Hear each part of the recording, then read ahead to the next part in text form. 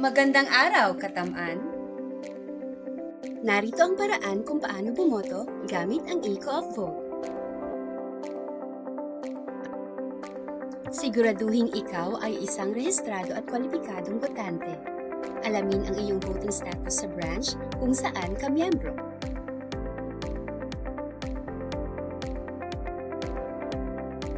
Pindutin ang Vote Now button. Piliin ang iyong kandidato para sa Board of Directors at pindutin ang Next button. Piliin ang iyong kandidato para sa Audit Committee at pindutin ang Next. Piliin ang iyong kandidato para sa Election Committee at pindutin ang Next button.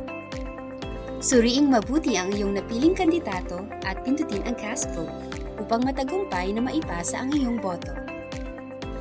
Kung nais baguhin ang iyong boto, pindutin ang Edit Vote bago isumite. Matapos bumoto, makakatanggap ka ng email confirmation. Kung walang nakarehistrong email address, maaari kang magtungo sa iyong branch upang kumpirmahin ang iyong boto.